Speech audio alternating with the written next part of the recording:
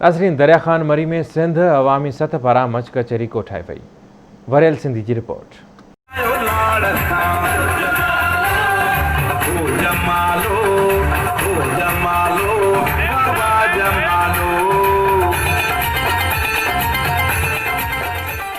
दरिया खान मरी में सिंध अवामी सतह पारां आवाज़ टीवी जे सॾ ते सिंध आबाद हुजे जे सरह हेठि मच कचहरी जो प्रोग्राम मुनक़िद कयो वियो। सॼी सिंध में सक़ाफ़ती ईद जे हवाले सां तयारियूं ज़ोर ऐं शोर सां जारी आहिनि। मच कचहरी में अदीबनि, शाइरनि ऐं सुगड़नि अबुल हसन परियो, मोहम्मद बख्श सातो, अब्दुल हक पल ऐं फ़नकार ज़ाहिद जावरी, मीर हसन मरी सॼी राति सुर विखेरे क़ौमी गीत ॻाए महफ़िल में वेठलनि माण्हुनि खे झुमाए छॾियो। दरिया खान मरी जे टावर चौक में सिंध अवामी सतह पारां कोठायल मच कचहरी में शाइर, महर टिबाई, सियासी समाजी तंज़ीमुनि जे अॻवाननि पिणु शिरकत कई। अहिड़े कोरोना जहिड़े माहौल में जिते माण्हू खां तंग आहे, उन हूंदे बि हिन नंढड़े शहर में एॾो ख़ूबसूरत प्रोग्राम कयो आहे सक़ाफ़ती हवाले सां, ऐं उन्हनि खे जस्ट हुजे।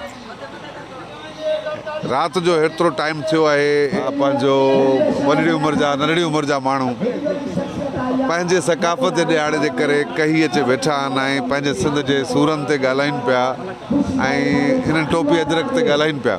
सो आऊं सॼी क़ौम खे तव्हांजे ज़रिए हिन सिंधी ईद जी मुबारक बि ॾियां थो। सक़ाफ़ती ॾियारो सिंध जे ईद जी करे मल्हाए थी ऐं असां तव्हांजे दोस्त सां सॼी क़ौम खे पैगाम ॾियूं था त उथो, पंहिंजी धरती जा वसीला पंहिंजी क़ौम जे नौजवाननि तालीम, सेहत, अजरक, टोपी ऐं पंहिंजे रंगनि जेके बचाव कयो ऐं पंहिंजी धरती खे संभालियो। हज़ारनि सालनि जी तहज़ीब असांखे मोटी मिली, जेको अॼु असीं टोपी अजरक खे विसारे वेठा हुआसीं। अॼु जेको आहे सो उहो टोपी अजरक ओढ़े ऐं पाए तमामु ख़ुशी था मल्हायूं। 1 डिसंबर खां वठी दरिया खान में मच कचहरी जा प्रोग्राम शुरू थी विया आहिनि।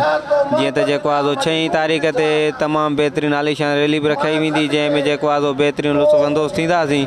हाणे कोई ना जो बहारूं खसे, घोट तुंहिंजे तंबूरे जूं तारूं खसे, कोई ओठी उठनि जूं मुहारूं खसे, मंज़िल इश्क मजनू खां छिड़के पई, सिंध मुरके पई। आवाज़ टीवी न्यूज़, दरिया खान मरी।